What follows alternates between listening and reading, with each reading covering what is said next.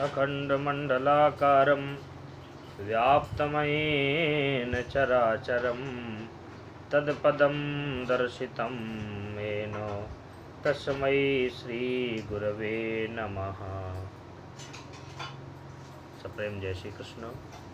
आज हम आपको शिव पुराण में वर्णित कुछ शिव पूजा के नियम बताने जा रहे हैं।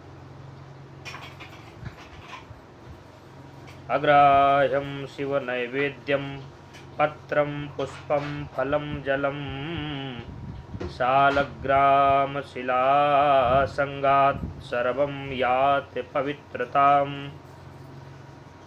प्रायः समय देखा जाता है कि शिवलिंग पर चढ़ी हुई वस्तुओं को लोग ग्रहण कर रहे हैं। तो शिव पुराण में जो वर्णन मिलता है वो मैं आपको बताने जा रहा हूँ। शिवलिंग पर चढ़े हुए फल, फूल, नैवेद्य, पत्र, बिल्वपत्र इत्यादि एवं जल ग्रहण करना निषिद्ध है, ग्रहण नहीं करना चाहिए। शालग्राम शिला संगात सर्वम यात पवित्रताम। यदि शालग्राम से उनका स्पर्श हो जाए तो वे ग्रहण करने योग्य हो जाते हैं, अथवा शिवलिंग के ऊपर चढ़ी हुई कोई भी वस्तु, जल, फल, नैवेद्य, पत्र, कुछ भी ग्रहण करने योग्य नहीं है। शिव पुराण में और एक वर्णन मिलता है। शालग्राम, तुलसी और शंख, इन तीनों को एक साथ रखने से भगवान बहुत प्रसन्न होते हैं। शालग्राम भगवान की बटिया, तुलसी दल और शंख, इन तीनों को एक साथ रखने से भगवान बहुत प्रसन्न होते हैं। तुलसी पत्र विच्छेदम शालग्रामे करोति या तस्य जन्मांतरे भद्रे स्त्री विच्छेदो भविष्यति। तुलसी पत्र विच्छेदम शंखम भित्वा करोति या भार्याहीनो भवेत् सोऽपि रोगी स्यात् सप्तजन्मसु। शालग्रामस्य तुलसी शंखं चैकत्र एव हि यो रक्षति महाज्ञानी सा भवेत् श्री हरिप्रियः। शालग्राम, तुलसी और शंख, इन तीनों को एक साथ रखने से भगवान बहुत प्रसन्न होते हैं। शालग्राम तथा शंख पर रखी हुई तुलसी को अलग करना पाप है। शालग्राम से तुलसी अलग करने वाले को जन्म जन्मांतर में स्त्री वियोग की प्राप्ति होती है। इसलिए शालग्राम भगवान पर रखी हुई तुलसी और इसको हटाने के बाद में पुनः उसके ऊपर तुलसी दल शालिग्राम शिला पर रख देना चाहिए, चढ़ा देना चाहिए। शालिग्राम शिला पर चढ़ी हुई तुलसी दल को फेंकना नहीं चाहिए, उसे प्रसाद के रूप में ग्रहण कर लेना चाहिए।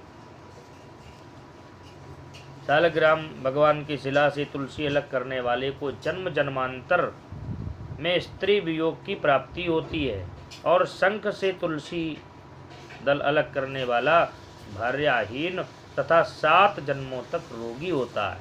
इसलिए ये सब विचार करके ही करना चाहिए। बिना विचारे जो करे सो पाछी पछताए, काम बिगाड़े आपनो जगमा होए हंसाए। इसलिए कोई भी कार्य विचार करके करना चाहिए, समझ करके करना चाहिए। ज्ञानी जन, सुधी जनों से जानकारी करके ही हमें कोई भी कार्य करना चाहिए। और एक वर्णन वारा पुराण में और मिलता। शालिग्राम के विषय में लोग कहते हैं, शालग्राम को बेचने वाला और खरीदने वाला दोनों ही नरकगामी होते हैं। इसका वर्णन वारा पुराण में मिलता है। शालग्राम शिलायास्तु मूल्यमुद्घाटयेत् क्वचित् विक्रेता क्रयकर्ता च नरके नीयते ध्रुवम। इसलिए जब भी शालग्राम भगवान की शिला लेने के लिए जाएं तो शालग्राम शिला पर न्यौछावर करके उन्हीं के चरणों में चढ़ा देना चाहिए। और भी जो मूर्तियां लोग लेने के लिए गए होंगे वो लोग न्यौछावर ही चढ़ाई जाती है, क्योंकि भगवान का हम कोई मूल्य नहीं दे सकते हैं। और उनको घर में ला करके प्रेम से पूजन करिए। किसी भी प्रकार का व्यक्ति को कोई दोष नहीं लगता है, न खरीदने वाले को न बेचने वाले को। न्यौछावर चढ़ा दीजिए तो लेने वाले को भी भगवान की न्यौछावरी के रूप में वो धन प्राप्त हो जाएगा और देने वाले को भी मूल्य नहीं बल्कि भगवान की न्यौछावर समझ करके समर्पित कर देना चाहिए, तो दोनों इससे मुक्त हो जाते हैं। इस तरह से ये कुछ नियम मैंने आपको बताए जो परम आवश्यक हैं और बहुत ही आपके लिए हितकारी है। जय श्री राधे, जय श्री कृष्ण।